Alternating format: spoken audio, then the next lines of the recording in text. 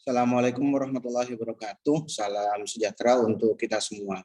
Kembali di channel YouTube saya. Hari ini saya akan membahas salah satu model yang ada di bidang artificial intelligence, yaitu bidang natural language yang implementasinya lumayan banyak untuk saat ini. Oke, seperti yang sudah kita ketahui, ada beberapa model, ada 5 model yang ada di bidang artificial intelligence. Yang pertama ada natural language processing yang nantinya akan kita bahas hari ini. Selanjutnya ada bidang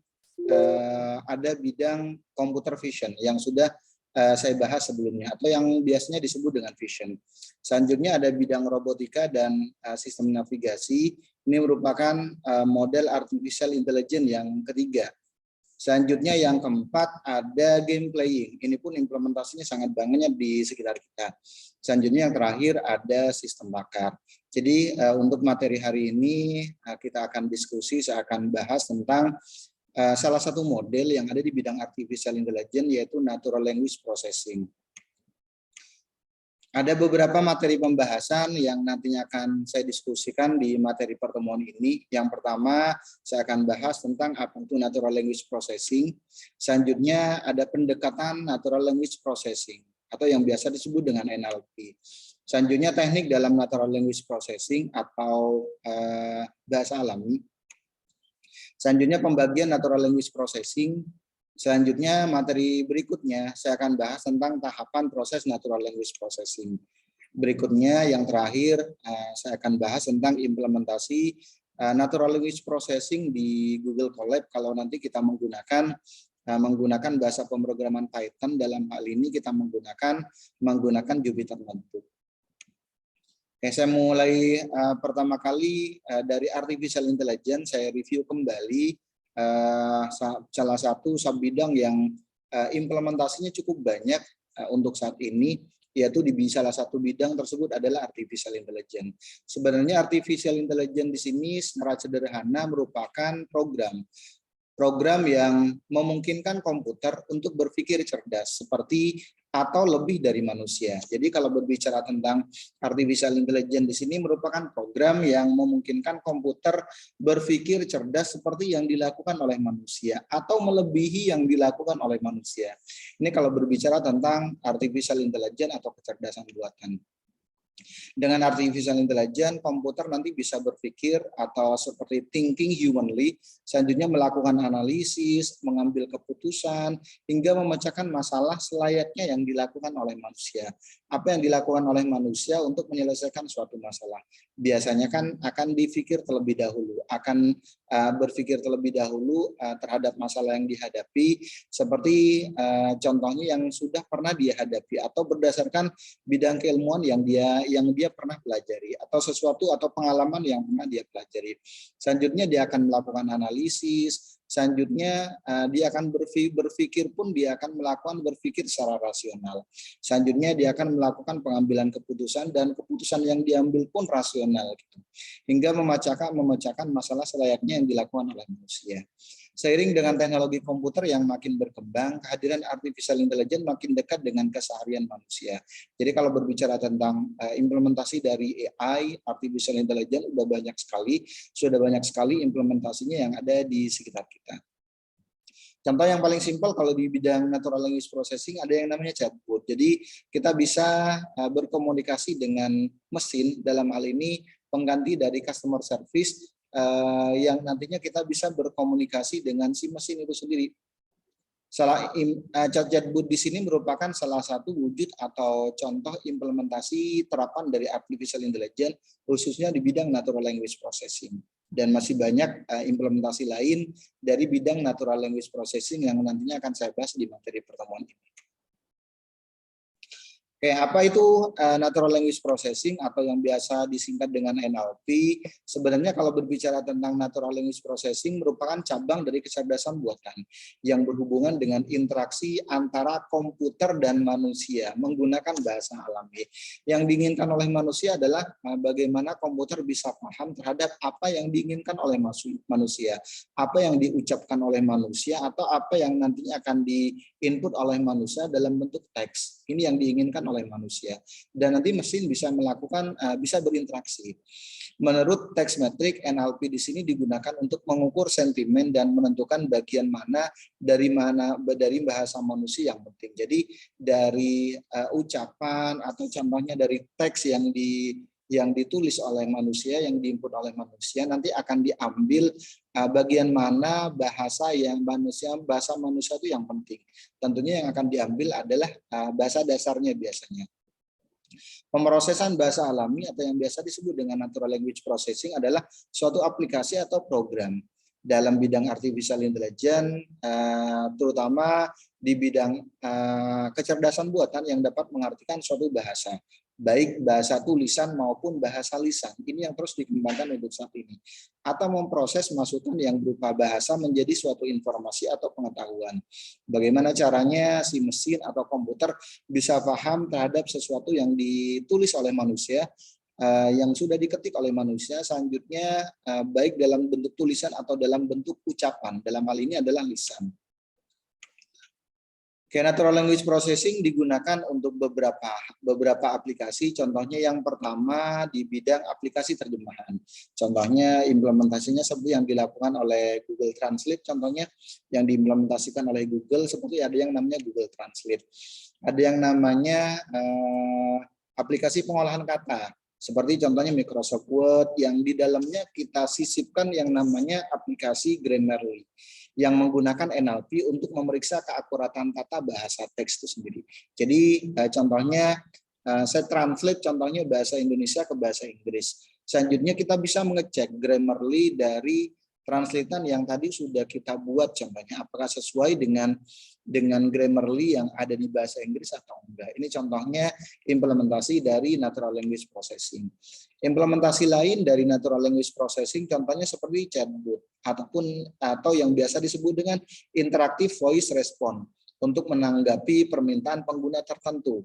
Contohnya seperti yang banyak diimplementasikan di beberapa perusahaan, bahkan implementasi dari chatbot ini sudah lumayan banyak. Contohnya seperti yang dimiliki oleh perbankan, salah satunya yang dimiliki oleh BNI, atau contohnya chatbot yang dimiliki oleh Auto 2000, di mana dia bisa chatbot tersebut nanti akan digunakan untuk melakukan komunikasi dengan si customer-nya.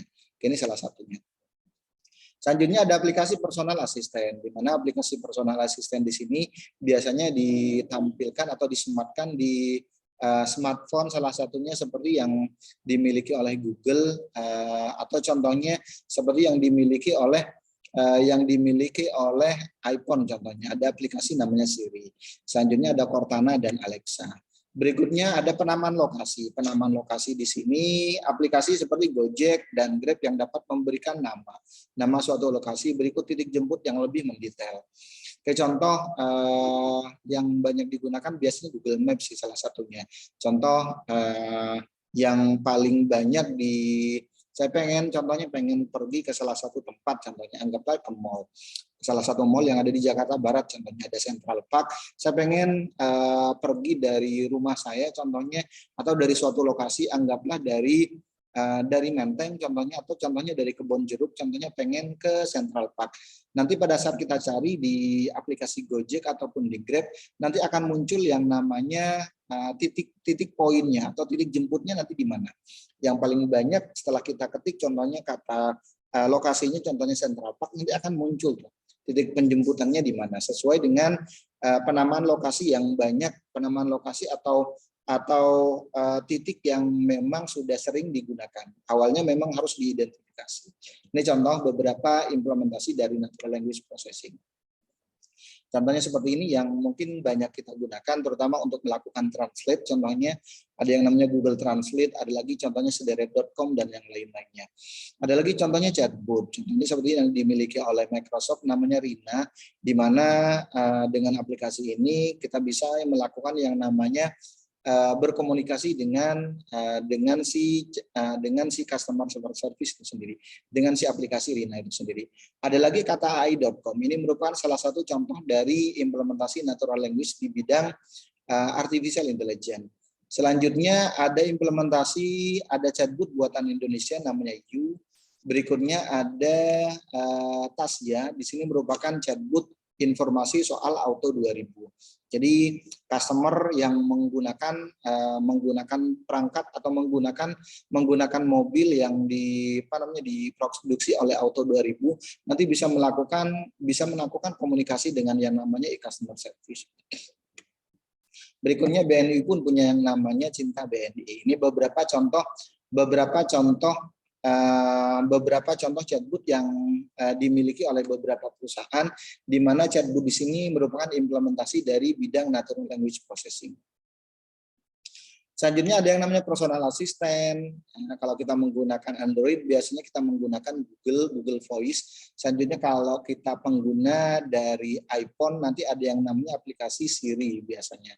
Selanjutnya ada Cortana, selanjutnya ada Alexa, dan yang lain-lainnya. Banyak implementasi dari bidang natural language processing itu sendiri. Contohnya ada yang namanya penamaan lokasi yang tadi sudah saya jelaskan. Oke, selanjutnya kita bahas tentang pendekatan dari natural language processing. Ada berbagai pendekatan yang digunakan agar komputer nanti dapat memahami bahasa manusia. Yang pertama ada yang namanya pendekatan simbolik, yang kedua ada pendekatan statistik, yang ketiga ada pendekatan koneksi, di mana pendekatan koneksi di sini merupakan penggabungan dari pendekatan simbolik dan pendekatan statistik. Kita masuk ke yang pertama, ada yang namanya pendekatan simbolik. Maksudnya apa? Pendekatan simbolik menggunakan pendekatan yang berdasarkan pada aturan, jadi lebih ke aturan, dan leksikon yang dikembangkan oleh manusia. Artinya sistem menerima aturan bicara dalam bahasa tertentu yang diwujudkan, selanjutnya nanti akan direkam oleh pakar linguistik untuk diikuti. Apakah sudah sesuai atau tidak. Selanjutnya yang kedua ada pendekatan statistik. Maksudnya pendekatan ini didasarkan pada contoh fenomena linguistik yang dapat diamati dan berulang. Yang dimana sistem mengenal tema berulang melalui analisis matematis. Jadi dari banyaknya statement atau contohnya dari banyaknya data yang nanti akan diinput, contohnya selanjutnya nanti dengan menggunakan pendekatan statistik nanti akan melihat tema yang berulang yang nantinya diinput oleh pengguna itu sendiri. Seperti yang tadi saya contohkan untuk penamaan lokasi. Setelah mengidentifikasi tren dalam sampel teks yang besar, sistem komputer dapat mengembangkan aturan linguistiknya seperti yang digunakan untuk menganalisis input bahasa yang digunakan. Ini salah satunya. Tentunya nanti akan diambil adalah dasarnya atau yang biasa disebut dengan kata dasarnya. Selanjutnya ada pendekatan koneksi, di mana pendekatan koneksi di sini menggabungkan pendekatan simbolik dan pendekatan statistik. Ini yang banyak dikembangkan, banyak digunakan untuk saat ini. Hal ini dimulai dengan menggunakan aturan bahasa secara umum dan menyesuaikannya dengan aplikasi spesifik dari input yang berasal dari pendekatan statistik sendiri. Oke, natural language processing menggunakan dua teknik untuk menyelesaikan tugasnya. Jadi untuk menyelesaikan tugas yang digunakan oleh natural language processing, umumnya akan menggunakan dua tugas di sini. Yang pertama dia berdasarkan sintaks, yang kedua berdasarkan semantik. Maksudnya di mana? Oke, saya akan bahas yang pertama, yang pendekatan sintak. Maksudnya sintak di sini akan mengacu pada susunan kata-kata dalam sebuah kalimat sehingga tampak masuk akal secara tata bahasa. Jadi analisis sintaks di sini yang dilihat adalah tata bahasanya.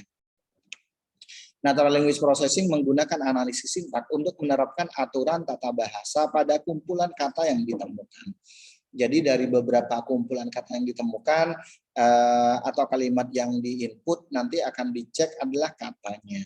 Kata yang nantinya akan dicek. Biasanya kalimat dasarnya, kata dasarnya. Ada beberapa sintak yang digunakan. Yang pertama bisa menggunakan yang namanya lemmatization. Maksudnya apa? Melakukan pengurangan berbagai bentuk kata yang berubah menjadi satu bentuk untuk memudahkan analisis. Contohnya ada swim, ada swimming, ada swims, ada swam. Ini merupakan sebuah bentuk dari swim. Nah, jadi lemma dari semua kata-kata tersebut adalah swim. Kasarnya yang kita ambil kalau di bahasa Indonesia ya kata dasarnya gitu. Kata dasarnya yang nanti akan diambil. Segmentasi morfologis yang kedua, melibatkan pembagian kata menjadi unit-unit individu atau yang biasa disebut dengan morfem.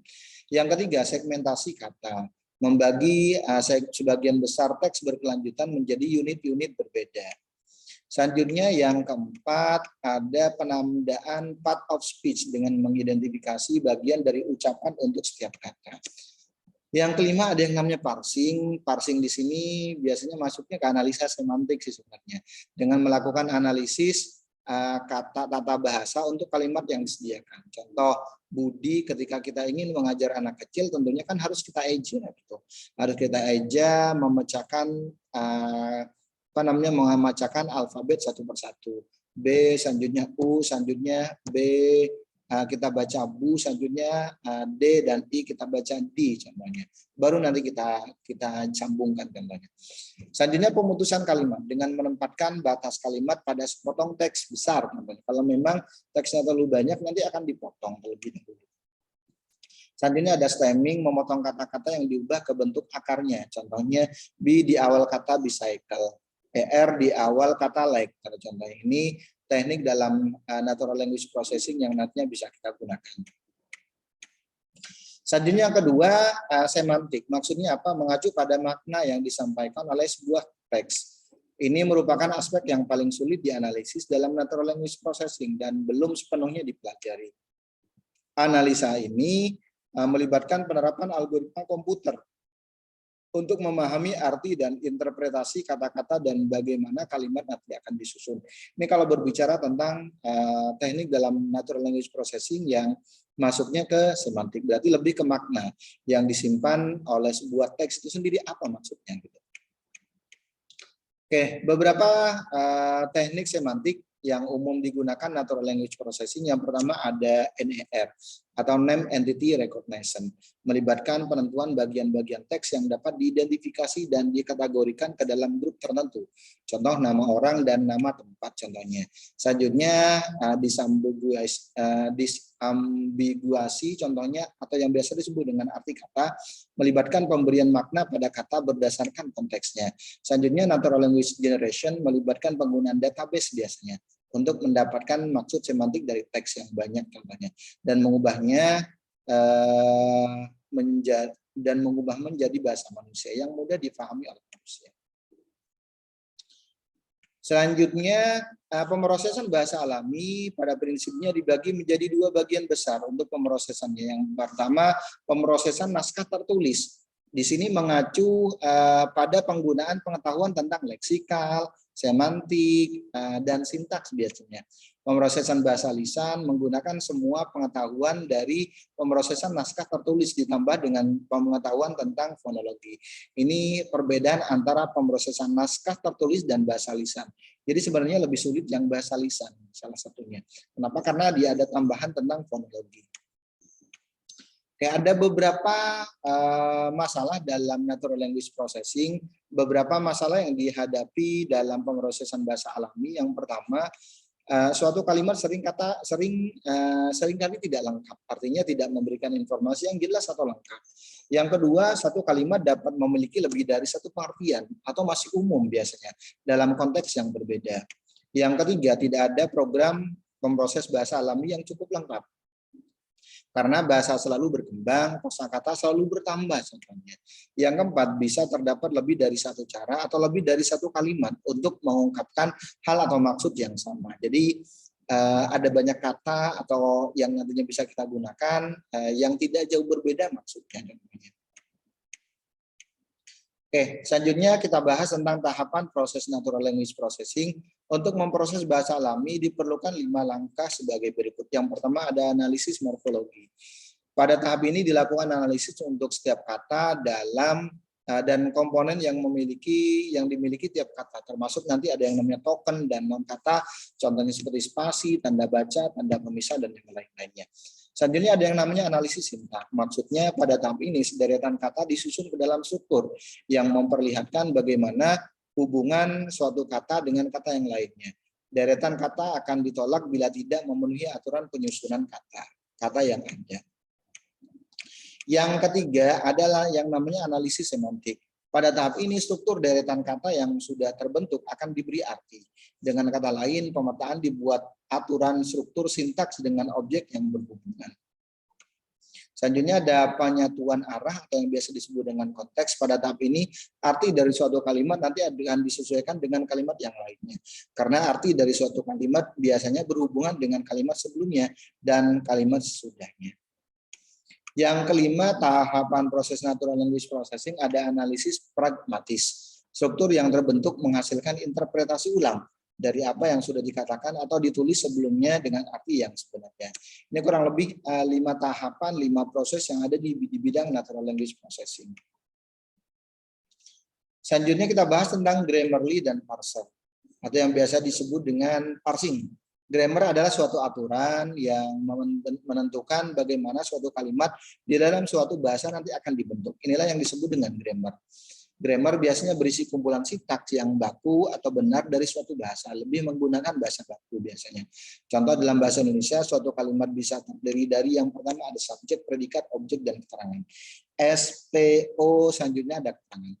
Parser adalah suatu metode atau suatu program, sering disebut suatu mesin yang dapat memproduksi atau menghasilkan kalimat atau bahasa yang sesuai dengan grammar yang sudah ditentukan atau sudah diinginkan. Ini kalau berbicara tentang Grammarly dan parsing. Jadi parsing atau parser di sini merupakan salah satu proses yang biasanya ada di model kompilator. Biasanya masuknya ke analisis semantik biasanya untuk yang parser itu sendiri. Oke, parser juga dapat memeriksa apakah suatu kalimat yang dimasukkan ke dalam sebuah grammar sesuai atau tidak. Ini fungsi dari parser itu sendiri. Ada beberapa jenis parser, ada 2 jenis parser. Yang pertama ada top-down parsing, memulai proses parsing dari simbol start dan menggunakan aturan grammar sampai simbol terminal pada tree terhubung ke komponen kalimat yang diparsing. Jadi kalau untuk menggunakan top-down parsing, biasanya kita mulai dari simbol start. Baru selanjutnya ngarah ke aturan grammar sampai simbol-simbol tertentu. Ini yang nantinya akan dilakukan untuk yang tahap top-down parsing. Yang kedua, bottom-up parsing. Memulai proses parsing dari kalimat yang akan diparsing dan menggunakan aturan sederhana secara terbalik untuk memproduksi kata menjadi terminal. Termasuk terminal menjadi kalimat sampai tree contohnya atau pohon lengkap dan simbol start tercapai. Oke, selanjutnya implementasi dari bidang natural language kalau kita menggunakan Google Colab seperti apa? Ini contoh implementasinya. Contohnya kita import NLTK. Selanjutnya kita buat data, contohnya dengan menggunakan mCareer data. Selanjutnya kita ambil repository dari mengambil data dari beberapa file contohnya. Selanjutnya kita buat string di sini adalah tuple, sehingga string adalah tuple sehingga bisa diakses seperti list contohnya, ini bisa. Tapi hati-hati karena ia tuple maka yang nantinya akan terjadi contohnya loading akan terjadi, contohnya bisa jadi contohnya tuple tersebut nanti kurang sesuai dengan yang kita kehendaki contohnya. Contohnya implementasi NLP pada Google, kita ambil contohnya yang NLTK, contohnya Karpus, selanjutnya kita impor stopwatch contohnya, dan seterusnya. Ini beberapa implementasi dari bidang natural language kalau kita menggunakan Google Colabs. Oke, ini contohnya, ini pun pada saat di running nanti akan belajar, akan ketemu seperti ini contohnya. Sebenarnya yang dibahas adalah menggunakan, kalau untuk yang parsing biasanya kan kita menggunakan konteks free grammar ya biasanya kalau di mata kuliah sistem kompilasi atau di mata kuliah bahasa dan otomatika. Ini kurang lebih untuk implementasi dari natural language processing pada Google Colab yang nantinya bisa kalian gunakan. Oke, atau bisa kalian praktekkan. Demikian penjelasan dari materi pertemuan ini. Mohon maaf kalau ada kata-kata yang kurang berkenan. Saya akhiri. Assalamualaikum warahmatullahi wabarakatuh dan salam sehat untuk kita semuanya.